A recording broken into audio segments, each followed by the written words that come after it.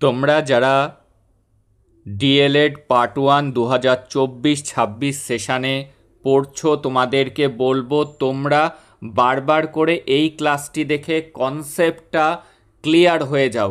কারণ যদি পরিস্থিতি কঠিনও থাকে, যদি এই ক্লাসটি ভালো করে দেখে যাও আর কনসেপ্টটা তোমার মাথায় ক্লিয়ার থাকে, তাহলে তুমি নিজের ভাষাতে লিখেও কিন্তু 80% মার্কস তুলে নিতে পারবে, পরিস্থিতি যতই কঠিন থাকুক না কেন।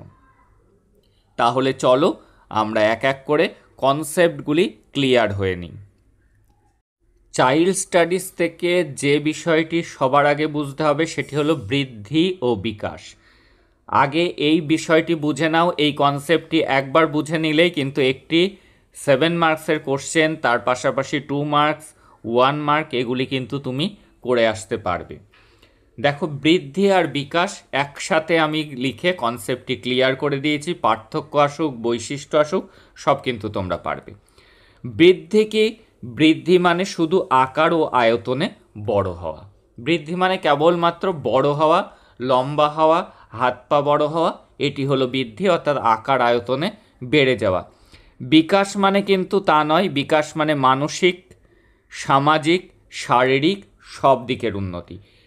কেবলমাত্র হাতে পায়ে বড় হলেও হবে না, পরিণমন প্রয়োজন, অর্থাৎ মানসিক এবং সামাজিক বিকাশ, সব দিকের উন্নতিই হলো বিকাশ। বৃদ্ধি সাধারণত উচ্চতা ও ওজন দিয়ে মাপা যায়। বৃদ্ধিকে কিন্তু আমরা পরিমাপ করতে পারি, তাই বৃদ্ধি পরিমাপযোগ্য। কিন্তু বিকাশ হলো পর্যবেক্ষণ সাপেক্ষ। বিকাশকে কিন্তু ফিতে দিয়ে মাপা যায় না, বা ওজনে কিন্তু মাপা যায় না কার কতটা বিকাশ হয়েছে। তাহলে বুঝে নিলাম বৃদ্ধিকে পরিমাপ করা যায়, বিকাশকে করা যায় না। বিকাশকে বুঝতে গেলে পর্যবেক্ষণ করতে হয়। বিকাশ মানে দক্ষতা, বুদ্ধি, আচরণ, মানসিক পরিবর্তন। বিকাশটাকে ধীরে ধীরে দক্ষতা বাড়ছে, কারুর বুদ্ধি বাড়ছে, আচরণের পরিবর্তন ঘটছে, মানসিক কথার চেঞ্জ হচ্ছে, এটি কিন্তু বিকাশ। বৃদ্ধি নির্দিষ্ট বয়সের পর গিয়ে কিন্তু থেমে যায়। একটা বয়সের পরে কিন্তু আর আমাদের অঙ্গ প্রত্যঙ্গ বাড়ে না। কিন্তু বিকাশ জীবনের শেষ পর্যন্ত হয়, মৃত্যুর আগের দিন পর্যন্ত বিকাশ হয়। মানুষ নিত্য নতুন অভিজ্ঞতা অর্জন করতে থাকে, সেই অভিজ্ঞতা অর্জনও কিন্তু এক ধরনের বিকাশ। আর কি? বৃদ্ধি ও বিকাশ ক্রমশ এবং ধাপে ধাপে ঘটে। যদি মিল এবং অমিল লিখতে দেয়, মিল কি? বৃদ্ধি এবং বিকাশ কিন্তু রাতারাতি হয় না, দুটোই কিন্তু ধাপে ধাপে ধীরে ধীরে হয়। প্রত্যেক মানুষের বৃদ্ধি ও বিকাশের গতি আলাদা। সব মানুষের কিন্তু বৃদ্ধি এবং বিকাশ একই রকমভাবে হয় না, বৃদ্ধি এবং বিকাশের গতি কিন্তু আলাদা থাকে। শারীরিক ও মানসিক বৃদ্ধি একে অপরের সাথে সম্পর্কযুক্ত। শরীরের বৃদ্ধি যদি হয় তবেই কিন্তু মনের বিকাশ হবে। যে অপুষ্ট, যার শারীরিক গ্রোথ নেই, তার কিন্তু সাধারণত মানসিক বৃদ্ধি ও বিকাশও সেরকমভাবে হয় না। প্রথমে মাথা ও মস্তিষ্কের বৃদ্ধি হয়, এটি কিন্তু এমসিকিউ এর জন্য ইম্পর্টেন্ট। সবার প্রথমে মানুষের যে প্রত্যঙ্গের ডেভেলপ করতে থাকে সেটা হলো মস্তিষ্ক, পরে দেহের অন্যান্য অংশের বৃদ্ধি হয়। শিশুর প্রথম 5 বছর বৃদ্ধি ও বিকাশ দ্রুত আকারে হয়। শিশুর বৃদ্ধি বিকাশ কিন্তু প্রথম 5 বছরে সব থেকে দ্রুত হয়। বৃদ্ধি ও বিকাশ পরিবেশ ও পুষ্টির উপর নির্ভর করে। বিকাশ কিন্তু পরিবেশের উপর অত্যন্ত গুরুত্বপূর্ণ। বৃদ্ধির সেরকম প্রভাব পরিবেশের উপর না থাকলেও বিকাশের কিন্তু পরিবেশের উপর প্রভাব রয়েছে। বৃদ্ধির প্রভাব রয়েছে পুষ্টির উপর। যদি অপুষ্ট হয় তাহলে বৃদ্ধি কিন্তু সেই মতো হয় না। বৃদ্ধি বিশেষ ক্ষেত্রে নির্দিষ্ট, যেমন হাতের পেশির ব্যায়াম করলে হাতের পেশি বৃদ্ধি পায়, পায়ের পেশির উপর কোনো প্রভাব পড়ে না। তাহলে বৃদ্ধি কিন্তু নির্দিষ্ট, বিকাশ কিন্তু একটি সামগ্রিক প্রক্রিয়া। অর্থাৎ শিক্ষার্থীর যদি মানসিক বিকাশ ঘটে, মানসিক বিকাশ ঘটলে শারীরিক প্রাক্ষবিক বিকাশ তার উপর প্রভাব ফেলে। রোগ এবং অসুস্থতা বৃদ্ধি বিকাশে বাধা দেয়। কোশ্চেন আসতে পারে বৃদ্ধি এবং বিকাশে বাধা সৃষ্টি করে কোন জিনিসটা? সেটি হলো কি? রোগ। তাই আমাদের কি করা উচিত? সুষম খাদ্য, ভালো পরিবেশ এবং যত্ন, এগুলি কিন্তু জরুরি। কিসের জন্য? বৃদ্ধি এবং বিকাশ দুটোর জন্য। তাহলে আমরা বৃদ্ধি বিকাশ বিষয়টি বুঝে নিলাম। এবার যেটি বুঝবো, শিশুর প্রাক্ষবিক ও সামাজিক বিকাশের ক্ষেত্রে খেলার যোগাযোগ, খেলাধুলোর ভূমিকা আমাদের বিকাশের জন্য। খেলা শিশুর শারীরিক ও মানসিক বিকাশে গুরুত্বপূর্ণ। প্রাক্ষবিক বিকাশ মানে দেহের নড়াচড়া ও দক্ষতা বাড়া। প্রাক্ষবিক বিকাশ কি? দেহের নড়াচড়া, তার সাথে পাশাপাশি দক্ষতা বৃদ্ধি। খেলায় দৌড়ানো, লাফানো, ধরাধরি শারীরিক ক্ষমতা বাড়ায়। তাহলে কোনগুলো শারীরিক ক্ষমতা বাড়ায়? দৌড়ানো, লাফানো, ধরাধরি, এগুলি শারীরিক ক্ষমতা বাড়ায়। সূক্ষ্ম নড়াচড়ার কাজ যেমন আঁকা, পাজল সাজানো, এগুলি আমাদের হাতের দক্ষতা আনে। ছবি আঁকলে হাতের দক্ষতা বাড়ে। সামাজিক বিকাশ মানে অন্যের সাথে মিলেমিশে চলা, এটি হলো সামাজিক বিকাশ। দলগত খেলায় সহযোগিতা ও ভাগাভাগি শেখা হয়। দলগত খেললে কি হয়? কোঅপারেশন শেখায়, একে অপরকে সহযোগিতা করা। নিয়ম মানার অভ্যাস গড়ে ওঠে। বন্ধু তৈরি ও সম্পর্ক গড়ার ক্ষমতা বাড়ে খেলার মধ্যে দিয়েই। খেলা মানসিক চাপ কমায়। কল্পনা শক্তি ও সমস্যা সমাধানের ক্ষমতা বাড়ায় খেলা। খেলায় নেতৃত্ব ও অনুসরণের গুণ শেখা যায়। খেলা কি করে? শিশুর মধ্যে আত্মবিশ্বাস গড়ে তোলে। আর কি? আর যোগাযোগ বাড়ে, একের সাথে অন্যের যোগাযোগ বাড়ে, বন্ধুত্ব গাঢ় হয়, নেতৃত্ব দান করার ক্ষমতা বৃদ্ধি পায়, অন্যকে অনুসরণ বা নিয়ম মানা এই অভ্যাসটা গড়ে ওঠে। তাই এটি মানসিক চাপ কমায়, সমস্যা সমাধান ক্ষমতা বাড়ায়। তাই খেলা কিন্তু বিকাশের ক্ষেত্রে একটা গুরুত্বপূর্ণ উপাদান। তাহলে এবার দেখে নেব এই বছরের খুব ইম্পর্ট্যান্ট একটি থিওরি, কোহেলবার্গের নৈতিক বিকাশের স্তর। দেখো, কোহেলবার্গ বলেছিলেন নৈতিকতা 3টি ধাপ ও 6টি স্তরে বিকশিত হয়। তাহলে কোহেলবার্গের নৈতিক বিকাশের ধাপ কটি? 3টি ধাপ। এই 3টি ধাপকে আবার প্রত্যেকটা ধাপকে 2টো করে স্তরে ভাগ করা হয়েছে, অর্থাৎ 6টি স্তর রয়েছে। দেখো, প্রথম ধাপ হলো প্রাক প্রথাগত স্তর, 4 থেকে 10 বছর বয়স। এই পর্যায়ে শিশুর নৈতিক আচরণ প্রধানত স্বার্থ দ্বারা নিয়ন্ত্রিত হয়। 4 থেকে 10 বছরের শিশুর নৈতিকতা নিয়ন্ত্রিত হয় কিসের দ্বারা? স্বার্থের দ্বারা। এইবার এই প্রাক প্রথাগত স্তরকে আবার 2টি স্তরে ভাগ করা হয়েছে। এই প্রাক প্রথাগত স্তরের মধ্যে আবার 2টি স্তর। প্রথম স্তরটা কি? শাস্তি ও অনুগত্য ভিত্তিক। তাহলে কি? শাস্তি এড়ানোর জন্য শিশু অন্যের বাধ্য হয় এবং নিয়ম অনুসরণ করে। সে কেন নিয়ম অনুসরণ করে? যে এই কাজটা না করলে, পড়তে না বসলে মা বাবা বকবে, সেই জন্য এই শাস্তিটা এড়ানোর জন্য সে কিন্তু অন্যের বাধ্য হয় এবং নিয়ম মেনে চলে। তার মধ্যে কিন্তু নৈতিকতার বিকাশ হয় না। আর কি? আরেকটি স্তর, প্রাক প্রথাগত স্তরের মধ্যে 2টি ভাগ করা হয়েছে। নিজের লাভ আর প্রয়োজনের জন্য ভালো কাজ করে। শিশু এই বয়সে যে কাজটা করে সেটা নিজের লাভের জন্য এবং প্রয়োজনের জন্য। এখানে নীতি বিকাশে আত্মকেন্দ্রিকতা দেখা যায়। দেখা গেল যে কেউ তার একটা পুতুল ভেঙে দিয়েছে, সে তার বল কেড়ে নিল বা বেলুনটা ফাটিয়ে দিল। এই যে আত্মকেন্দ্রিকতা দেখা যায়, সে কিন্তু নিজের মধ্যেই নিজের স্বার্থ ছাড়া আর কিছু বোঝে না। এইবার আমরা দেখব দ্বিতীয় ধাপ, যার নাম দেওয়া হয়েছে প্রথাগত। আমরা প্রাক প্রথাগত দেখলাম, এবার প্রথাগত হবে 10 থেকে 13 বছর পর্যন্ত। এইখানে কি বলা হয়েছে? সমাজের নিয়ম মানা। এই কি ওয়ার্ডগুলো মনে রাখবে? প্রথাগত থেকে সমাজের নিয়ম মেনে চলা। তৃতীয় স্তর, ভালো ছেলে বা মেয়ে হতে চাওয়া। তাহলে এখানে কি লিখবে? যে এই তৃতীয় স্তরটাতে যে এই বয়সের শিশুরা ভালো ছেলে ভালো মেয়ে এই কথাটা শুনতে ভালোবাসে, তাই তাদের আচরণটা নিয়ন্ত্রিত হয় সমাজের লোকজন তাদের সম্পর্কে কেমন মনোভাব প্রকাশ করছে তার দ্বারা। অর্থাৎ তাকে ভালো বলছে না খারাপ বলছে, এর দ্বারা কিন্তু তার আচরণটা নিয়ন্ত্রিত হয়। সে শুনতে চায় সবার কাছ থেকে সে খুব ভালো মেয়ে, ভালো ছেলে। তাহলে সমাজের নিয়ম মানা বুঝলাম। এইবার এই প্রথাগতর মধ্যে আরও একটি স্তর রয়েছে, সেটি হলো আইন আর নিয়ম মানা। একটা ভালো ছেলে ভালো মেয়ে এটা তারা হতে চায়। আর তারা নিয়ম মেনে চলতে চায়। এই স্তরের বালক বালিকারা আইনসঙ্গত সমাজ সমর্থিত আচরণকে কর্তব্য বলে মনে করে। তাদের কাজ বা কর্তব্য কোনটা? যেটা আইনসঙ্গত, যেটা সমাজ সমর্থিত, সমাজের সবাই যেটাকে ভালো বলে, এরকম ধরনের কাজের প্রতি কিন্তু তাদের আকর্ষণ তৈরি হয়।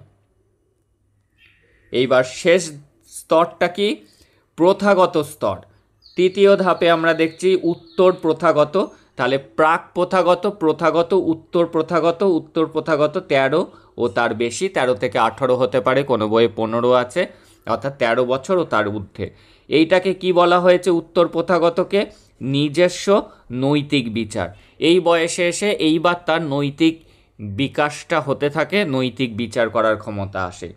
এটাকেও দুটো স্তরে ভাগ করা হয়েছে। পঞ্চম স্তর সামাজিক চুক্তি ও অধিকারের সম্মান। সে কী করে? সামাজিক যে নিয়মকানুনগুলো আছে, অধিকার আছে, সেগুলোকে সম্মান জানাতে শেখে।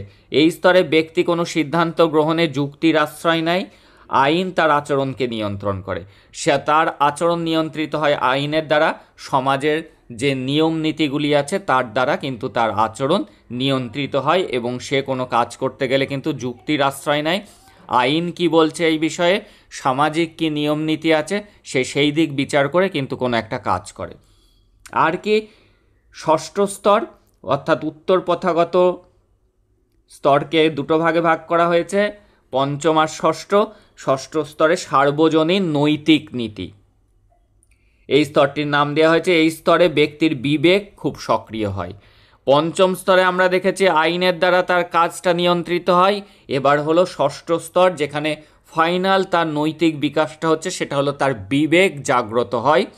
সে বিবেকের দ্বারা বিবেককে প্রশ্ন করে যে এটি প্রকৃত সঠিক কিনা। সকলের কল্যাণ হয় এমন আচরণ সে করে। সে কিন্তু তার আত্মকেন্দ্রিকতা থেকে বেরিয়ে আসে এবং সে সবার ভালো হবে এমন কাজ করে, এমন আচরণ করে। একেই কিন্তু বলা হয় সার্বজনীন নীতি। সবার জন্য সে কিন্তু চিন্তা করতে শেখে এই বয়সে এসে, যখন তার 13 বছর থেকে তার ঊর্ধ্বে তার বয়স থাকে। তাহলে বুঝে নিলাম আমরা প্রাক প্রথাগত, প্রথাগত, উত্তর প্রথাগত তিনটে এই স্তর, সেগুলোকে আবার দুটো করে ধাপে ভাগ করা হয়েছে। আমরা বুঝে নিলাম কোহেলবার্গের নৈতিক বিকাশ। আর কি? এই কোহেলবার্গের নৈতিক বিকাশের ভিত্তিতে ব্যক্তিদেরকে দুটো ভাগে ভাগ করেছেন। এটা 2 মার্কসেও চলে আসতে পারে, এ টাইপ ও বি টাইপ। এ টাইপ ব্যক্তিদের নৈতিকতা নিয়ন্ত্রিত হয় নিয়মের দ্বারা বা আইনের দ্বারা, আর বি টাইপ ব্যক্তিদের নৈতিকতা নির্ভর করে আদর্শ ও উন্নত বিবেকের দ্বারা। তাহলে কোহেলবার্গ নৈতিক বিকাশের ভিত্তিতে ব্যক্তিদেরকে দুটো ভাগে ভাগ করেছেন, এ টাইপ ও বি টাইপ। এ টাইপ ব্যক্তিদের নৈতিকতা নিয়ন্ত্রিত হয় নিয়মের দ্বারা, আর বি টাইপ ব্যক্তিদের নৈতিকতা নিয়ন্ত্রিত হয় আদর্শ উন্নত বিবেকের দ্বারা। তাহলে কোহেলবার্গ আমরা বুঝে নিলাম। এবার নির্মিতিবাদ, তার সাথে ভাইগটস্কি আমরা একটু বুঝে নেব। নির্মিতিবাদ কি? নির্মাণ কথা থেকে এসছে, অর্থাৎ শিক্ষার্থী তার জ্ঞান নির্মাণ করবে নিজেই। শিক্ষক এখানে তাকে একজন সাহায্যকারীর ভূমিকা পালন করবে, তাকে একটু হেল্প করবে। দেখো, শিক্ষার্থীরা নিজের বিচার, বুদ্ধি, মননের উপর ভিত্তি করে বিশ্ব জগৎ সম্পর্কে যেসব বিষয় অবগত হয় তাকে নির্মিতিবাদ বলে। নির্মিতিবাদ কি? শিক্ষার্থীরা তার বিচার, বুদ্ধি ও মননের উপর ভিত্তি করে বিশ্বজগৎ সম্পর্কে যেসব বিষয়ে অবগত হয় সেটি হলো নির্মিতিবাদ। এখানে কি কি কাজে লাগে? শিক্ষার্থীর পূর্ব জ্ঞান, তার চিন্তা, সমাজ, সংস্কৃতি ইত্যাদি প্রভাব বিস্তার করে। নির্মিতিবাদ বলে মানুষ নিজের অভিজ্ঞতা দিয়ে জ্ঞান তৈরি করে। মানুষ নিজেই নিজের জ্ঞানের স্রষ্টা, এটা কিন্তু নির্মিতিবাদ বলে। শেখা হয় সক্রিয় অংশগ্রহণের মাধ্যমে। শিখতে গেলে কিন্তু অ্যাক্টিভ পার্টিসিপেশন দরকার, তা না হলে কিন্তু শেখাটা সঠিক হয় না বা দীর্ঘস্থায়ী হয় না। শিক্ষার্থী নিজের জ্ঞান নিজের মতো করে গড়ে তোলে। শিক্ষক গাইড বা সহায়ক হন। এখানে শিক্ষকের ভূমিকা একজন ফ্যাসিলিটেটরের, অর্থাৎ তিনি একজন সহায়কের কাজ করবেন।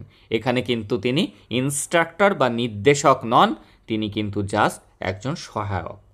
এবার ভাইগটস্কি কি বলেছে নির্মিতিবাদ সম্পর্কে? ভাইগটস্কি যে নির্মিতিবাদ সেটি কি সামাজিক নির্মিতিবাদের কথা বলেছেন ভাইগটস্কি।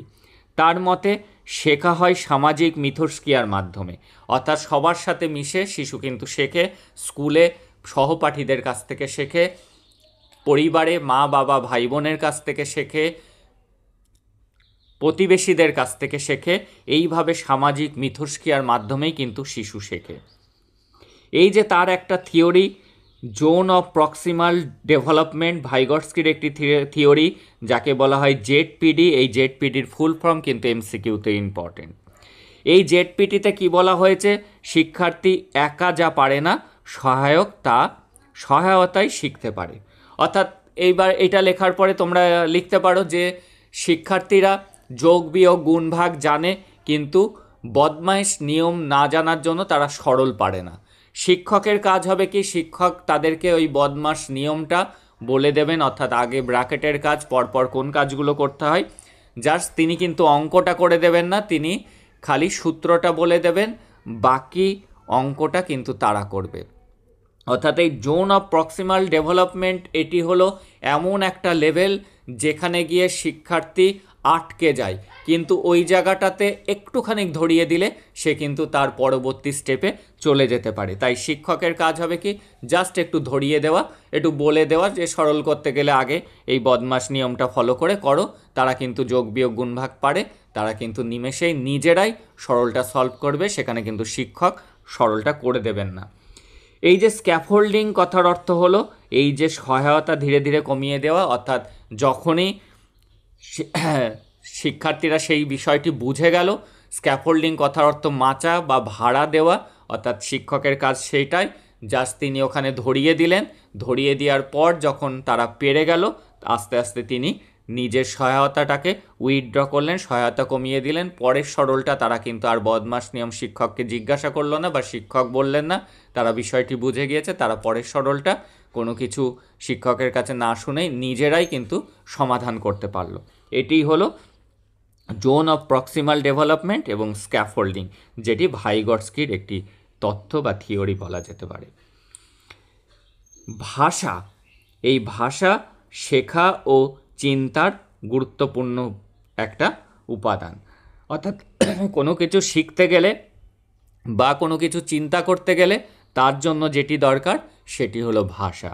ল্যাঙ্গুয়েজ ছাড়া কিন্তু আমরা সেটা পারবো না কোনো কিছু ভাবতে বা কোনো কিছু শিখতে।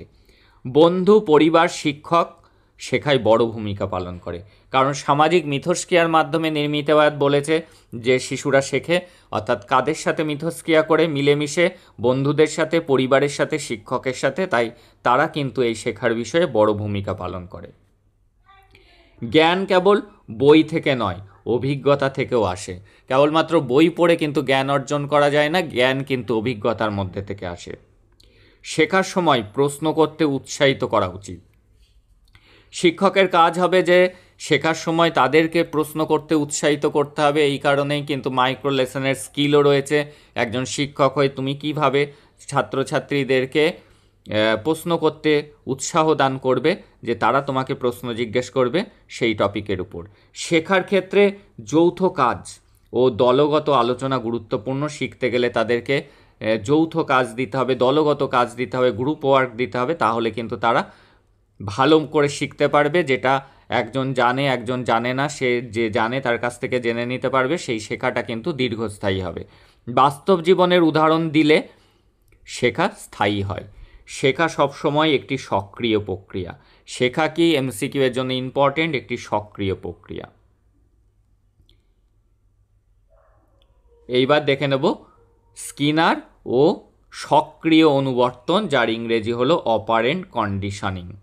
দেখো, স্কিনার শেখার একটি তত্ত্ব দেন। তাহলে আমরা সক্রিয় অনুবর্তন দেখে নিচ্ছি এবং স্কিনার দুটোই একসাথে দেখে নিচ্ছি। এই কনসেপ্টটা ক্লিয়ার রাখো। প্রত্যেকটা কনসেপ্ট মাথার মধ্যে থাকলে বারবার করে দেখো, কনসেপ্ট জলের মতো ক্লিয়ার হয়ে যাবে। এবং কঠিন পরিস্থিতি হল যতই কঠিন হোক কেন, তুমি কিন্তু লিখে আসতে পারবে নিজের ভাষায় এবং 80% প্লাস মার্কসও তুলতে পারবে নিজের ক্রেডিটেই। স্কিনার শেখার একটি তথ্য দেন যাকে সক্রিয় অনুবর্তন বলে। এখানে শেখা হয় পুরস্কার বা শাস্তির মাধ্যমে। দুটোভাবেই কিন্তু শেখা হয়, একটা পুরস্কার এবং শাস্তি দুটোর মাধ্যমেই। ভালো কাজ করলে পুরস্কার দিলে সেই কাজ বারবার হয়। একটা স্টুডেন্ট সে কিছু পেরেছে, তাকে যদি প্রশংসা করা হয় বা একটা চকলেট দেওয়া হয়, তাহলে কিন্তু তার মধ্যে ওই ভালো আচরণটি বারবার সে প্রদর্শন করবে, ভালো কাজ কিন্তু করবে, সে কিন্তু আর খারাপ কাজের প্রতি আকৃষ্ট হবে না।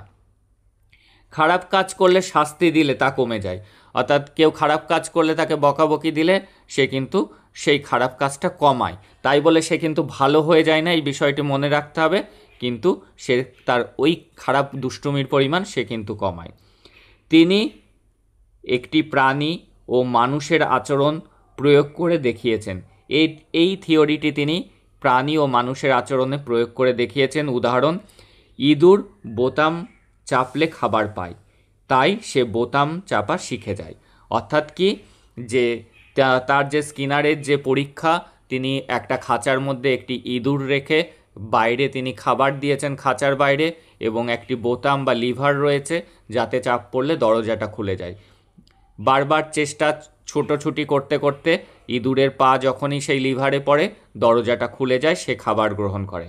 বারবার প্রত্যেক দিন এরকম প্র্যাকটিস করতে করতে সে কিন্তু পারফেকশানে চলে যায় এবং সে পরবর্তী সময়ে প্রথমবারেই কিন্তু সে সেই বোতাম টিপে সে খাবার গ্রহণ করে। অর্থাৎ এখানে কি হচ্ছে, এই যে পুরস্কার, এই যে খাবার পাওয়ার যে পুরস্কার, তার জন্য কিন্তু সে বোতাম চাপা শিখে গিয়েছে। অর্থাৎ পুরস্কার মানুষ এবং প্রাণী দুজনের ক্ষেত্রেই কিন্তু পজিটিভ রিইনফোর্সমেন্টের কাজ করে। পুরস্কারকে বলা হয় পজিটিভ রিইনফোর্সমেন্ট। আর শাস্তি কী করে? শাস্তি বা অপ্রিয় কিছু সরিয়ে নেওয়াকে বলা হয় নেগেটিভ রিইনফোর্সমেন্ট। শাস্তি দিলে ভুল কাজ কমানো হয়, অর্থাৎ শাস্তি দিয়ে কি হয়, ভুল করাটা শিশুদের কমানো যায়। বারবার অনুশীলন শেখা স্থায়ী করে। এই যে ইঁদুরটা বারবার চেষ্টা করতে করতে সেই বিষয়টি তার মাথার মধ্যে থেকে গিয়েছে, সে কিন্তু খাবার দিলেই সেই লিভার টেপে অর্থাৎ বোতামটা টিপে বাইরে চলে এসে খাবার গ্রহণ করে। তাই কি করা উচিত শিক্ষকের? শিক্ষকরা এই পদ্ধতি শিক্ষার্থীদের ভালো অভ্যাস গড়ে তুলতে পারেন। এই পদ্ধতিতে অর্থাৎ অনুশীলনের মাধ্যমে কিন্তু ছাত্রদের মধ্যে ভালো অভ্যাস গড়ে তুলতে পারেন। আর কি, এটি ধীরে ধীরে শেখার প্রক্রিয়া। এটা কিন্তু রাতারাতি শেখা না, বারবার ইঁদুরটা প্র্যাকটিস করতে করতে করতে করতে ধীরে ধীরে কিন্তু সে এটা শিখতে পেরেছে। আচরণ নিয়ন্ত্রণে এটি খুব কার্যকর। ভালো ফলের জন্য পুরস্কার ও উৎসাহ গুরুত্বপূর্ণ। খারাপ কাজ ভাঙতে শাস্তি প্রয়োগ করা হয়, অর্থাৎ খারাপ অভ্যাস ভাঙতে শাস্তি প্রয়োগ করা হয়, খারাপ কাজ কমানোর জন্য শাস্তি প্রয়োগ করা হয়। এইবার প্রধান উপাদান তার, এই যে স্কিনারের প্রধান উপাদানগুলি সক্রিয় অনুবর্তনের কি কি? একটা হলো প্রবলক, কি? রিএনফোর্সমেন্ট। যখন কোনো উদ্দীপক কোনো এক আচরণের সম্ভাবনাকে বাড়িয়ে তোলে, সেই উদ্দীপককে বলে প্রবলক। অর্থাৎ কোনো একটা উদ্দীপক প্রয়োগ করে যদি দেখা যায় তার মধ্যে ভালো আচরণ বাড়ছে, সেই উদ্দীপককেই কিন্তু বলা হচ্ছে প্রবলক। প্রবলক কি করে? শিখতে আগ্রহ তৈরি করে। প্রবলক দু রকমের হয়, অর্থাৎ ধনাত্মক প্রবলক আর ঋণাত্মক প্রবলক, অর্থাৎ পজিটিভ রিইনফোর্সমেন্ট আর নেগেটিভ রিইনফোর্সমেন্ট। পজিটিভ প্রবলক কি করে? ভালো কাজের জন্য পুরস্কার, এটি হলো পজিটিভ প্রবলক। আর নেগেটিভ প্রবলক কি? অস্বস্তিকর অবস্থা দূর করা। যেমন শিশু টিভি দেখছে, বাবা তাকে বারবার বলছে যে পড়াশুনো না করে সবসময় টিভি দেখা, তাকে বকাবকি করলে কি হয়? শিশু টিভি দেখা সেই সময় বন্ধ রেখে বই নিয়ে বসে। এটিও কিন্তু একটা রিইনফোর্সমেন্টের কাজ করছে, এটিকে বলা হচ্ছে নেগেটিভ রিইনফোর্সমেন্ট। সেটি কি করছে? অস্বস্তিকর অবস্থা অর্থাৎ খারাপ অবস্থা দূর করতে, এই যে বাবার বকবকানির হাত থেকে বাঁচতে সে কিন্তু টিভি বন্ধ করে বই নিয়ে বসছে, এটাও কিন্তু রিইনফোর্সমেন্ট, তবে এটা ঋণাত্মক রিইনফোর্সমেন্ট। আর শাস্তিটা কি?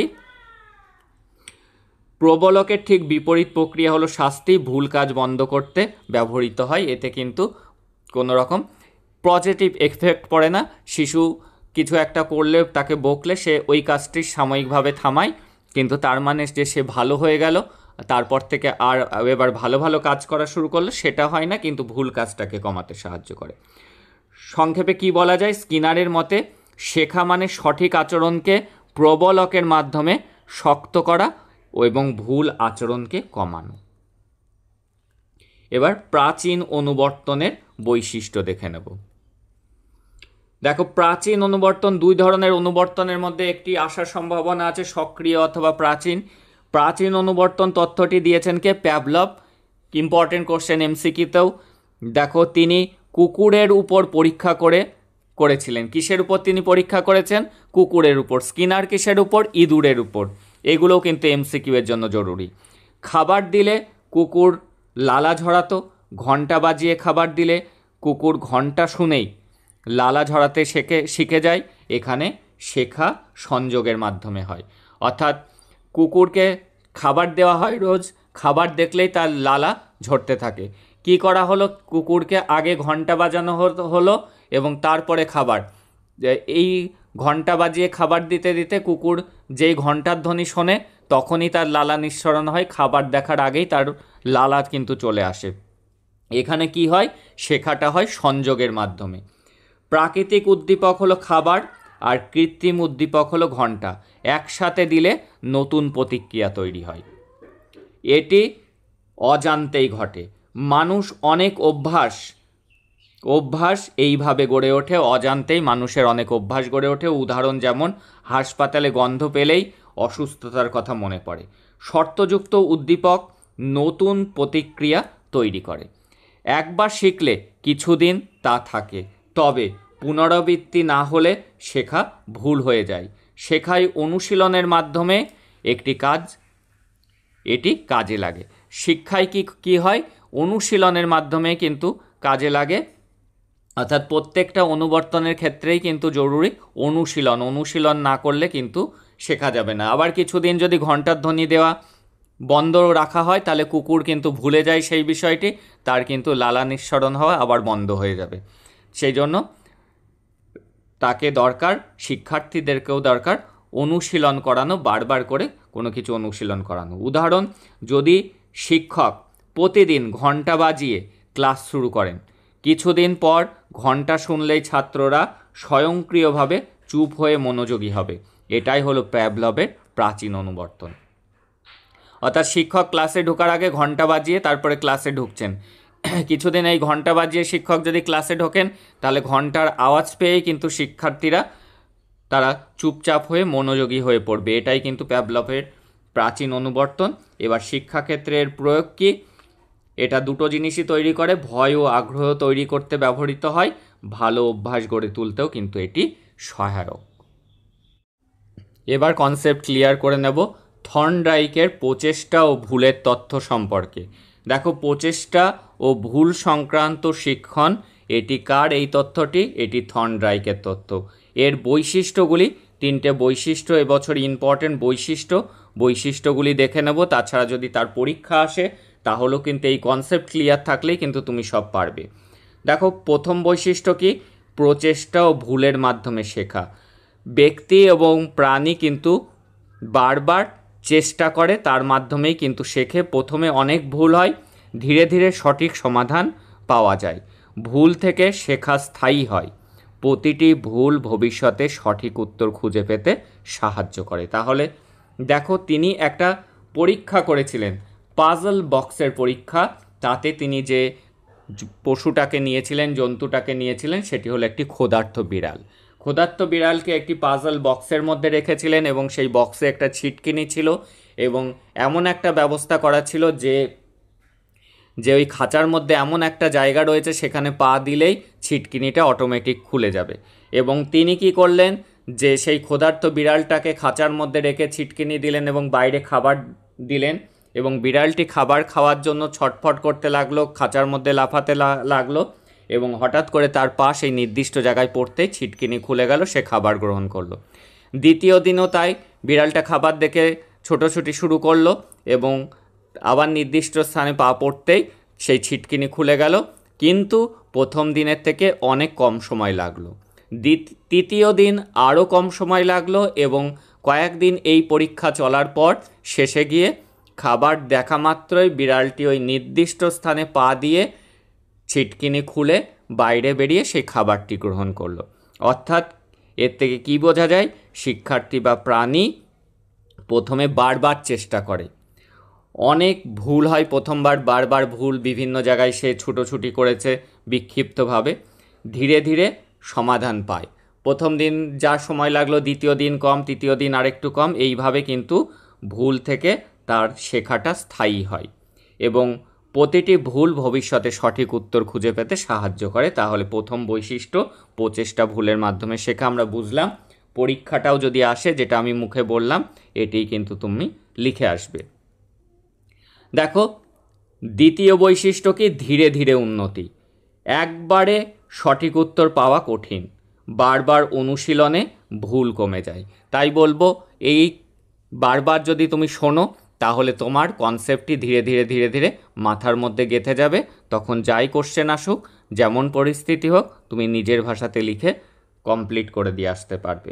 প্রতিটি চেষ্টার আগে চেয়ে ভালো ফল হয়। বারবার চেষ্টা করলে কি হয়, আগের থেকে পরের বার আরও ভালো, তারপরের বার আরও ভালো, বেটার হতে থাকে। সফল হলে আত্মবিশ্বাস বাড়ে। যদি এসআর বন্ধন শক্তিশালী হয়, সেক্ষেত্রে কিন্তু এই আমাদের মধ্যে কনফিডেন্স বাড়ে। শেখা ধাপে ধাপে হয়, হঠাৎ নয়। আর এই শেখা জিনিসটা কিন্তু রাতারাতি হয় না। তুমি সাঁতার কিভাবে কাটতে হয় বইয়ে পড়ে নিলে এবং জলে গিয়ে ঝাঁপ মারলে আর সাঁতার শিখে গেলে, এরকমটা হয় না। বারবার প্রচেষ্টা, প্রথমে অনেক ভুল হয়, জল খেয়ে নিতে হয়, ডুবে যেতে হয়, এই করতে করতেই কিন্তু একসময় সাঁতার শেখাটা কমপ্লিট হয়। তাই শেখাটা কিন্তু সবসময় ধাপে ধাপে হয়। যখন তুমি সাঁতারটা শিখে গেলে, তোমার মধ্যে কিন্তু আত্মবিশ্বাসটাও বেড়ে গেল। এবার তৃতীয় বৈশিষ্ট্যটা কি, পুরস্কার বা সাফল্যের প্রভাব। এই যে বিড়ালটা খাঁচার বাইরে খাবার, সেটাই কিন্তু তার ছিল পুরস্কার, আর সেই খাঁচা খুলে সেটা খেলো, সেটা কিন্তু তার সাফল্য। এটাই কিন্তু তার প্রচেষ্টাকে বাড়িয়ে দেয়। সঠিক উত্তর পেলে আনন্দ ও পুরস্কার শেখা বাড়িয়ে দেয়। আনন্দ যখনই হবে, তখনই কিন্তু সেটা, সেই জিনিসটা যখন অঙ্কের আনসারগুলি মিলতে থাকে, তখন আমাদের আনন্দ হয় এবং আমরা মোটিভেটেড হই, সেটি শেখার প্রতি তাড়না বেড়ে যায়। পুরস্কার পেলে সেই কাজ বারবার হয়। প্রশংসা করলো স্যার, বা খুব ভালো পেরেছিস, বা একটা চকলেট দিল, বা একটা পেন দিল, তাহলে কি হয়, সেই কাজ বারবার হয়, আমাকে বারবার অঙ্ক করা বা কোনো বিষয় শিখতে আগ্রহ বাড়ায়। সাফল্য শেখাকে স্থায়ী করে এবং পুরস্কার মোটিভেটেড হতে কাজ করে। ভুলে যাওয়া সম্ভাবনা কমায়। যেহেতু আমরা পুরস্কার পাচ্ছি, আনন্দ হচ্ছে, সেই বিষয়ে মোটিভেশন বাড়ছে, তাই জন্য আমরা সেই কাজটা বারবার করছি এবং এই যে রিপিটেডলি যে কাজটা করছি, সেটা কিন্তু ভুলে যাওয়ার মাত্রাটা কমায়, কারণ সেটা দীর্ঘমেয়াদী হয়, সেই শেখাটা স্থায়ী হয়। এবার ফ্রয়েডের ব্যক্তিত্ব বিকাশ। ফ্রয়েড বলেছিলেন, মানুষের ব্যক্তিত্ব শৈশবের বিভিন্ন ধাপে তৈরি হয়, একদিনে হয় না। এই ব্যক্তিত্ব বিকাশও কিন্তু ধাপে ধাপে হয়। এটি একটি মনোবিশ্লেষণ তত্ত্ব বলে ব্যাখ্যা করেছেন। এটিকে একটি মনোবিশ্লেষণ তত্ত্ব বলে তিনি ব্যাখ্যা করেছেন। ব্যক্তিত্বের তিনটি অংশ আছে, একটি হলো ইদ, একটি ইগো এবং super ego. Id, ego, super ego. Id জন্ম থেকেই থাকে, যা চাই তাৎক্ষণিক আনন্দ। এই আমাদের মধ্যে যে ঈদ আছে, এটি আমাদের তাৎক্ষণিক আনন্দ দেয়। ইগো বাস্তবতার সাথে মিলিয়ে চলে, ইগো চলে বাস্তবতার সাথে মিলে। আর সুপার ইগো নৈতিকতা ও আদর্শ মেনে চলে। তাহলে সুপার ইগোর কাজ কি, আদর্শ নৈতিকতা মেনে চলা। ঈদ তাৎক্ষণিক আনন্দ দেয়, যেটি জন্ম থেকেই থাকে, এবং ইগো কি করে, বাস্তবতার সাথে খাপ খাইয়ে চলে। এইবার দেখে নেব 5টি যে বিকাশের ধাপের কথা বলেছেন ফ্রয়েড, সেই ধাপগুলো দেখে নেব। একটা হলো মৌখিক, একটা গুহ্যদ্বার, যৌনাঙ্গ, সুপ্ত আর প্রজনন। মৌখিক স্তরটা হলো 0 থেকে 1 বছর মুখ দিয়ে আনন্দ পাওয়া। একটা শিশুকে কোনো কিছু দিলে সে কিন্তু আগে সেই জিনিসটা মুখে দেয়, কারণ সে মাতৃদুগ্ধ পান করে, সে বুড়ো আঙুল চষে, কোনো খেলনা পেলে আগে মুখে দেয়। তাহলে এই স্তরটা কি? মৌখিক স্তর 0 থেকে 1 বছর। গুহ্যদা স্তর 1 থেকে 3 বছর বা পায়ু স্তর, মলমূত্র নিয়ন্ত্রণ করতে শেখে এই স্তরে। যৌনাঙ্গ স্তর 3 থেকে 6 বছর, লিঙ্গভেদ সম্পর্কে তার সচেতনতা, ছেলে মেয়ে এই বোধটা তার মধ্যে আসে। সুপ্ত স্তর 6 থেকে 12 বছর, যৌন অনুভূতি চুপ থাকে, সুপ্ত অবস্থায় থাকে, শিক্ষা ও সামাজিকতা বাড়ে, খেলাধুলো এবং পড়াশোনার প্রতি তার এই বয়সটাতে মনোযোগ বৃদ্ধি পায়। প্রজনন স্তর কৈশোর থেকে শুরু হয়, যৌন এবং প্রাপ্তবয়স্ক সম্পর্ক গড়ে ওঠা। এই যে প্রাপ্তবয়স্ক হয়ে ওঠা, যৌন সম্পর্কে তার ধারণা গড়ে ওঠা, এটি কিন্তু তৈরি হয় কবে? কৈশোর থেকে। প্রতিটি স্তরে সমস্যা হলে ব্যক্তিত্বে জটিলতা তৈরি হয়। দেখা গেল প্রথম স্তরটা তার ব্যাহত হয়েছে, তাহলে পরবর্তী সময়ে কি হবে? মৌখিক স্তর যদি ব্যাহত হয় তাহলে দেখা যায় যে সে অত্যন্ত বেশি টকেটিভ, বেশি কথা বলে বা স্মোকিংয়ে আসক্ত। এরকম পরবর্তী স্তরটা কিন্তু তার এইভাবে কোনো না কোনো সমস্যা তৈরি করে। শৈশবের অভিজ্ঞতা প্রাপ্তবয়স্ক জীবনে প্রভাব ফেলে। এই প্রাপ্তবয়স্ক যখন হয়ে যায়, এই শৈশবের অভিজ্ঞতাগুলো কিন্তু কুপ্রভাব ফেলতে পারে যদি ব্যাহত হয়। তাই শিশুকে সঠিক পরিবেশে বড় করা জরুরি। তাহলে ফ্রয়েড সম্পর্কে আমরা বুঝে গেলাম ছোট্ট একটি কনসেপ্টের মাধ্যমে। এটি মাথায় রাখলে তুমি এইগুলোকে এলাবোরেট করে নিজের মতো করে লিখে দিতে পারবে। এইবার 16 মার্কসের জন্য অত্যন্ত গুরুত্বপূর্ণ একটি কোশ্চেন হলো পেঁয়াজের প্রজ্ঞামূলক বিকাশ। পেঁয়াজে তার প্রজ্ঞামূলক বিকাশকে 4টি স্তরে ভাগ করেছেন। প্রতিটি স্তর তার পূর্ববর্তী স্তরের উপর ভিত্তি করে বিকশিত হয়, অর্থাৎ দ্বিতীয় স্তরটার উপর প্রথম স্তরের প্রভাব থাকে, তৃতীয় স্তরের উপর দ্বিতীয় স্তর, অর্থাৎ প্রতিটি স্তর তার পূর্ববর্তী স্তরের উপর ভিত্তি করে বিকশিত হয়। প্রজ্ঞামূলক বিকাশের সূচনা হয় স্পর্শ, দর্শন, স্বাদ ইত্যাদি প্রতিক্রিয়ার মধ্যে দিয়ে। তাহলে প্রজ্ঞামূলক বিকাশ কিসে হয়? স্পর্শ, দর্শন, স্বাদ গ্রহণ ইত্যাদির মধ্যে দিয়ে। এবার কি প্রজ্ঞামূলক বিকাশের স্তর, অর্থাৎ stage of cognitive development. Jean Piaget প্রজ্ঞামূলক বিকাশের 4টি স্তরের কথা বলেছেন। প্রজ্ঞামূলক বিকাশের কটি স্তরের কথা বলেছেন? 4টি। 1 সংবেদন চালকমূলক স্তর, সেন্সরি মোটর স্টেজ যাকে বলা হচ্ছে, জন্ম থেকে 24 মাস, অর্থাৎ জন্ম থেকে 0 থেকে 2 বছর পর্যন্ত হলো কি সংবেদন চালকমূলক স্তর। তারপরের স্তরটি কি? প্রাক সক্রিয়তা স্তর। এই 4টি স্তর কিন্তু তোমাকে মুখস্থ রাখতে হবে।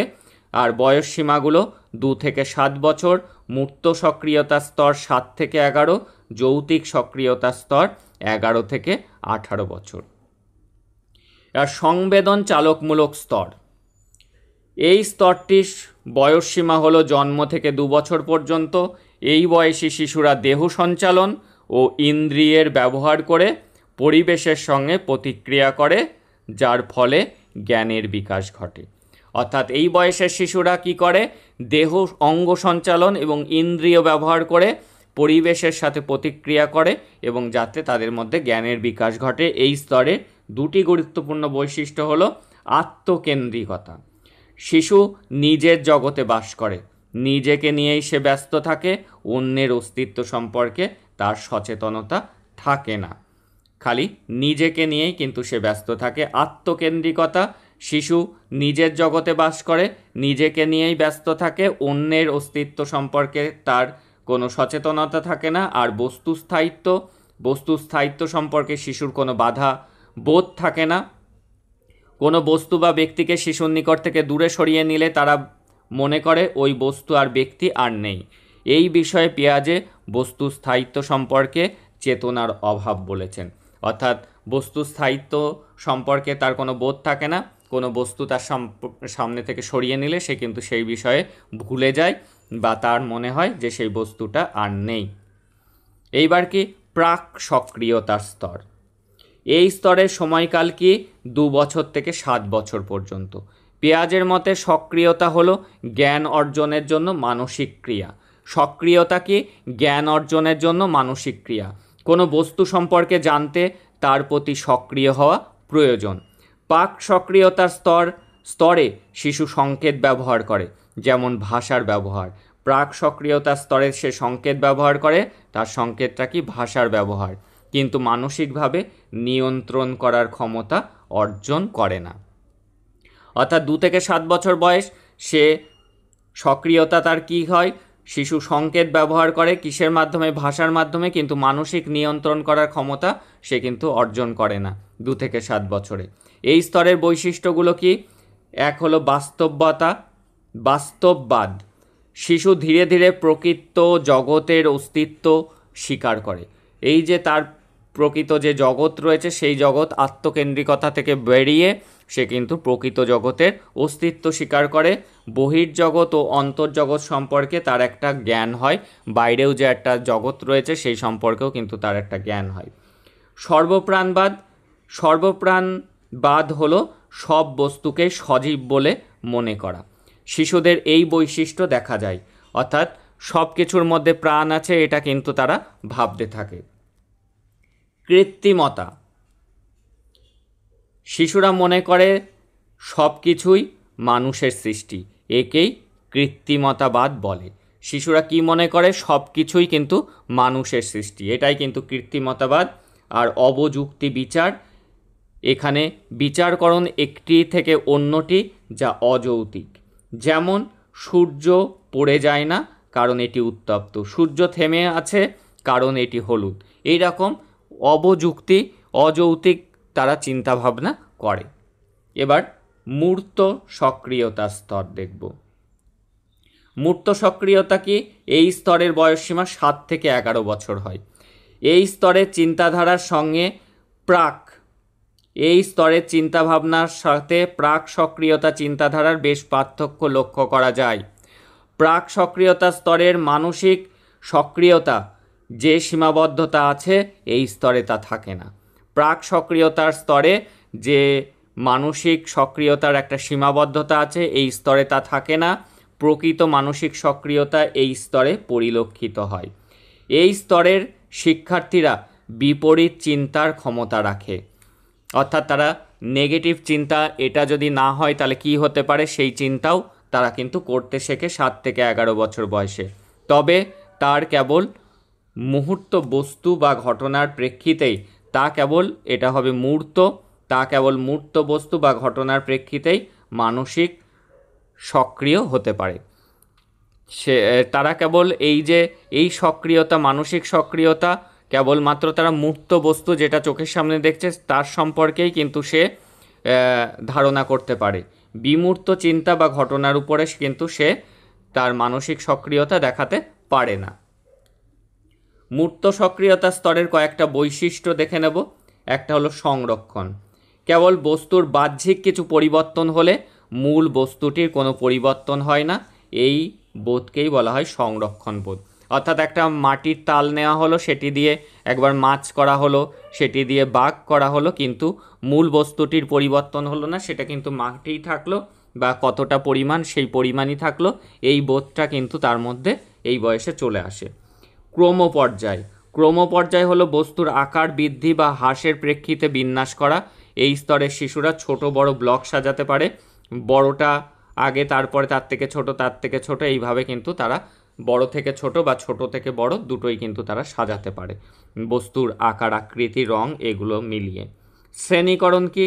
এই স্তরের শিশুরা শ্রেণীকরণ করতে সক্ষম, অর্থাৎ অধিক সংখ্যক বস্তুর মধ্যে সাধারণ গুণাবলী বা সাদৃশ্যের প্রেক্ষিতে একত্রিত করতে শেখে। অর্থাৎ একটা জারের মধ্যে যদি এক ধরনের কটা সেফটি পিন, কটা ছুঁই, কটা পেন দিয়ে বলা হলো যে সেফটি পিন কটা এক জায়গায় করো, তাহলে কিন্তু তারা সেটা করতে পারে। অর্থাৎ বস্তুর আকৃতি দেখে তারা কিন্তু সেটা আলাদা করতে পারে, সেই বৈশিষ্ট্যগুলিকে, গুণাবলীকে সাদৃশ্য করে। এবার কি? যৌক্তিক সক্রিয়তা স্তর। পিয়াজের মতে 12 থেকে 15 যুক্তি ও চিন্তনের স্তর শুরু হয়। এই স্তরের বালকেরা যথার্থ কার্যকারণ ব্যাখ্যা করতে পারে, ভবিষ্যৎ সম্পর্কে চিন্তা করতে পারে। এরা বিভিন্ন ঘটনার প্রেক্ষিতে ঘটনার সাপেক্ষে বা সম্পর্কে অনুসন্ধান করে। এখানে স্পেলিংটা মিস্টেক আছে, বিভিন্ন ঘটনার সম্পর্কে অনুসন্ধান করে। এরা সমস্যা সমাধানে স্বাচ্ছন্দ্য বোধ করে। যৌক্তিক সক্রিয়তা স্তরের বৈশিষ্ট্যগুলি কি? এই স্তরের শিশুরা সম্ভাবনা থেকে বাস্তবকে পৃথক করতে পারে। কোনটা সম্ভাবনা আর কোনটা বাস্তব এটাকে কিন্তু তারা আলাদা করতে পারে। এই স্তরের শিশুরা অপরিকল্পিতভাবে আন্দাজে কিন্তু কিছু করে না। সংগঠিত চিন্তা প্রক্রিয়ার ব্যবহার করে। চিন্তা ভাবনা কিন্তু একটা সংগঠিতভাবে হয় এই স্তরের, এটা কিন্তু প্রধান বৈশিষ্ট্য। এই স্তরের, এখানে হবে স্তরের, এই স্তরের বালকেরা সমস্যা সমাধানের জন্য সকল উৎস থেকে তথ্য সংগ্রহ করে প্রয়োজন মতো তথ্যের সমাধান, এখানেও স্পেলিং মিস্টেক আছে, সমাধান করে সমস্যার সমাধান করে। অর্থাৎ এই স্তরের বালকেরা সমস্যা সমাধানের জন্য সকল উৎস থেকে তথ্য সংগ্রহ করে প্রয়োজন মতো তথ্যের সমাধান করে তারা সমস্যার সমাধান করে। ডিএলএড পার্ট 2 এক্সাম কতটা কড়াকড়ির মধ্যে দিয়ে হচ্ছে, আশা করি তোমরা সকলেই কিন্তু সেই খবরটা পেয়ে গিয়েছো। তাই বলবো যে কেউ একেবারে অবহেলা করো না। যাদের কিছুই পড়া হয়নি, বারবার বলছি এই ভিডিওটি বারবার করে শোনো, কনসেপ্টটা অন্তত ক্লিয়ার করে যাও। যদি তুমি নিজের ভাষাতে লিখে আসো তাহলেও কিন্তু তুমি সাপ্লি পাবে না, একটা ভালো মার্কস পাবে যদি লিখে আসতে পারো। নিজের ভাষাতে লিখলেও কিন্তু ডিএলএডে বরং বেশি নাম্বার পাওয়া যায় মুখস্থ বা বইয়ের ভাষা লেখার থেকেও। দেখো আরও একটি গুরুত্বপূর্ণ কোশ্চেন 16 মার্কসের জন্য ইম্পর্টেন্ট, সেটি হলো থর্নডাইকের শিখন সূত্র বা শিখনের নীতি, ল অফ লার্নিং। জাস্ট কনসেপ্টটি বুঝে নাও। শিখন সম্পর্কীয় পরীক্ষার ভিত্তিতে যে ফলাফল পাওয়া যায় তার উপর ভিত্তি করে থর্নডাইক কতগুলি নীতির উল্লেখ করেন। এদের মধ্যে 3টি হলো মুখ্য নীতি, এটি মনে রাখতে হবে, 2 মার্কস এমসিকিউ এর জন্য ইম্পর্টেন্ট। মুখ্য নীতি 3টে এবং 5টি হলো গৌণ নীতি বা গৌণ সূত্র। তাহলে 3টি মুখ্য নীতি আর 5টি গৌণ নীতি। মুখ্য নীতির মধ্যে কি কি রয়েছে দেখো। 1, প্রস্তুতির সূত্র। প্রস্তুতির সূত্র কি? ল অফ রেডিনেস, উদ্দীপক ও প্রতিক্রিয়ার মধ্যে সংযোগ স্থাপনের জন্য শিক্ষার্থীদের মধ্যে দৈহিক, মানসিক, স্নায়বিক প্রস্তুতি থাকা দরকার। কোনো একটা কাজ করতে গেলে কিন্তু আমাদের প্রস্তুতি থাকা দরকার। সেটি কেমন প্রস্তুতি? সেটি যেন দৈহিক প্রস্তুতি যেমন, সেরকম মানসিক প্রস্তুতি বা স্নায়বিক প্রস্তুতি থাকা কিন্তু প্রয়োজন। থর্নডাইকের মতে যে উত্তেজনা স্নায়ু বহন করতে তৈরি তা বহন করতে দিলে ব্যক্তির তৃপ্তি আসবে। অর্থাৎ তোমার যেটা ইচ্ছা হচ্ছে করতে সেটা যদি তোমাকে করতে দেওয়া হয় তাহলে কি হবে? তোমার যে স্নায়ু, যেটা তোমার মন চাচ্ছে সেটি তোমাকে তৃপ্ত করবে সেই কাজটি তোমাকে করতে দিলে। অপরপক্ষে যে উত্তেজনা স্নায়ু বহন করতে প্রস্তুত নয়, আমাদের মন যেটা করতে প্রস্তুত নয় সেটি যদি জোর করে করতে দেওয়া হয় তাহলে বিরক্তিকর পরিস্থিতি, অনিচ্ছা সত্ত্বে করলে সেটি বিরক্তিকর পরিস্থিতি তৈরি হয়। অর্থাৎ অপরপক্ষে যে উত্তেজনা স্নায়ু বহন করতে প্রস্তুত নয় তা জোর করে বহন করতে দিলে বিরক্তিকর পরিস্থিতি তৈরি হয়। তাহলে সহজ বিষয়, উদ্দীপক ও প্রতিক্রিয়ার মধ্যে সংযোগ স্থাপনের জন্য শিক্ষার্থীদেরকে দৈহিক ও মানসিক বা স্নায়বিকভাবে প্রস্তুত থাকা দরকার। থর্নডাইকের মতে যে উত্তেজনা স্নায়ু বহন করতে তৈরি তা বহন করতে দিলে ব্যক্তির তৃপ্তি আসবে, আর যে উত্তেজনা স্নায়ু বহন করতে প্রস্তুত নয় তা জোর করে বহন করতে দিলে বিরক্তিকর পরিস্থিতি সৃষ্টি হয়। আর সবগুলো শিক্ষাগত গুরুত্ব বা তাৎপর্য জেনে রাখতে হবে। শিক্ষাগত গুরুত্ব কি? শিক্ষা গ্রহণের জন্য শিক্ষার্থীদের মধ্যে যদি কোনো প্রস্তুতি না থাকে তাহলে শিক্ষা গ্রহণ এবং শিক্ষাদান এই দুটি কাজই কিন্তু কষ্টকর হয়ে পড়ে। সেই জন্য যেটি শেখানো হচ্ছে সেই বিষয়ে শারীরিক এবং মানসিকভাবে শিক্ষার্থীদের প্রস্তুত থাকতে হবে। যদি তারা না থাকে, জোর করে শিক্ষক তাদেরকে শেখাতে যান, চাপিয়ে দেন, তাহলে কিন্তু সেটি বিরক্তিকর পরিস্থিতি তৈরি করবে। এইবার হলো ফল লাভের সূত্র, প্রস্তুতির সূত্রের পরে ফল লাভের সূত্র, অর্থাৎ ল অফ এফেক্ট। উদ্দীপক ও প্রতিক্রিয়া সংযোগ এর ফল, অর্থাৎ ফল লাভের সূত্র উদ্দীপক আর প্রতিক্রিয়ার সংযোগ হলো উদ্দীপক আর প্রতিক্রিয়ার সংযোগ। সেই এর ফল যদি শিক্ষার্থীর কাছে তৃপ্তিদায়ক হয় তবে সংযোগটি শক্তিশালী হয়, অর্থাৎ এসআর বন্ধন দৃঢ় হয়। তাহলে কি উদ্দীপক এবং প্রতিক্রিয়ার এর মধ্যে যদি সংযোগের ফল শিক্ষার্থীর কাছে তৃপ্তিদায়ক হয় তবে সংযোগটি শক্তিশালী হয়, অর্থাৎ এসআর বন্ধন দৃঢ় হয়।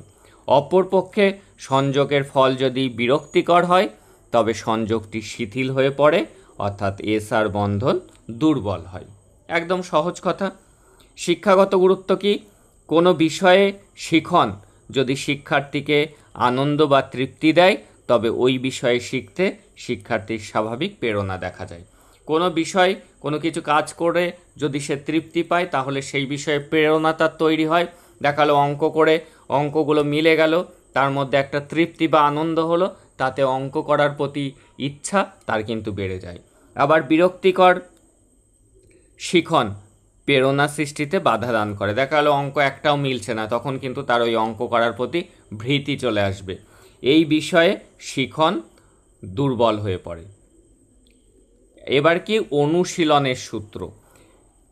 অনুশীলনের সূত্র ল অফ এক্সারসাইজ। অনুশীলনের সূত্রকে আবার দুভাগে ভাগ করা যায়, ব্যবহারের সূত্র আর অব্যবহারের সূত্র। যখন উদ্দীপক ও প্রতিক্রিয়ার মধ্যে সংশোধনযোগ্য বন্ধন তৈরি করা হয় এবং অন্যান্য সব কিছু অপরিবর্তিত থাকলে বন্ধনটি শক্তিশালী হয়। আর অব্যবহারের সূত্র কি? যখন উদ্দীপক ও প্রতিক্রিয়ার মধ্যে সংশোধনযোগ্য, কথাটা মনে রাখবে, বন্ধন দীর্ঘ সময়ব্যাপী তৈরি করা না হয় সেক্ষেত্রে বন্ধনের শক্তি আস্তে আস্তে হ্রাস পায়। তাহলে কি উদ্দীপক প্রতিক্রিয়ার মধ্যে যদি সংশোধনযোগ্য বন্ধন তৈরি করা যায় এবং অন্যান্য সব কিছু অপরিবর্তিত থাকলে বন্ধনটি শক্তিশালী হয়। অর্থাৎ আমার যে জ্ঞান আছে আর নতুন জ্ঞান, এই দুটোর মধ্যে যদি মেলবন্ধন তৈরি করা যায়, সংশোধনযোগ্য যে মেলবন্ধন সেটা যদি তৈরি করা যায় আর বাকি সব কিছু যদি একই থাকে তাহলে সেই বন্ধনটা, অর্থাৎ শেখাটা শক্তিশালী হয়। যদি সেই সংশোধনযোগ্য বন্ধন তৈরি করা না যায় তাহলে সেক্ষেত্রে কি হয়? বন্ধনটা হ্রাস পায়। শিক্ষাগত প্রয়োগের ক্ষেত্রে কি? শিক্ষাগত প্রয়োগের ক্ষেত্রে শিক্ষক পাঠদানকালে বিশেষ করে জটিল ও নতুন অংশগুলি, এই যে পুরনো জটিল এবং নতুন অংশগুলি একাধিকবার উপস্থাপন করবেন। বারবার যদি উপস্থাপন করা হয় তাহলে সেইগুলো কিন্তু স্টুডেন্টরা দীর্ঘদিন মনে রাখতে পারে। শিক্ষক শ্রেণীকক্ষে পাঠদানকালে নতুন কোনো সমস্যা উপস্থাপনে অতীত অভিজ্ঞতার সঙ্গে যুক্ত করে চেষ্টা করবেন। এবার গৌণ 5টি সূত্র আছে, কি দেখে নেব। এইটি just concept clearing class, details আরও ক্লাস দেওয়া আছে, তা বা তোমরা বই থেকেও পড়ে নিতে পারো। কনসেপ্টগুলো মাথায় রেখে দাও, এখন সময় কম, কনসেপ্ট মাথায় থাকলে নিজের মতো করে লিখে আসতে পারবে। গৌণ সূত্রগুলি কি? একই উদ্দীপকের প্রতি বহুমুখী প্রতিক্রিয়ার সূত্র, মানসিক অবস্থার সূত্র, আংশিক প্রতিক্রিয়ার সূত্র, উপমানের সূত্র বা সাদৃশ্যের সূত্র অনেকে বলে, অনুষঙ্গ সঙ্গমূলক সঞ্চালনের সূত্র। এই 5টি হলো গৌণ সূত্র রয়েছে, এটা মূলক সঞ্চালনের সূত্র। তাহলে এই ছিল থর্নডাইক। তাহলে পুরো কনসেপ্টটি দেখে নিলে, এইটি ভালো করে বারবার করে দেখো এবং কনসেপ্টটি মাথায় নিয়ে যাও, তাহলে যা পরিস্থিতি আসুক অন্তত তুমি লিখে সব কিছু দিয়ে আসতে পারবে। আর ডিএলএডে যদি তুমি নিজের মতো করেও লিখে দিয়ে আসো, কনসেপ্টটা ঠিক থাকে, তাহলেও কিন্তু তোমার পক্ষে 80% প্লাস মার্কস তোলা সম্ভব। That's all today. God bless you. সবার এক্সাম ভালো হোক।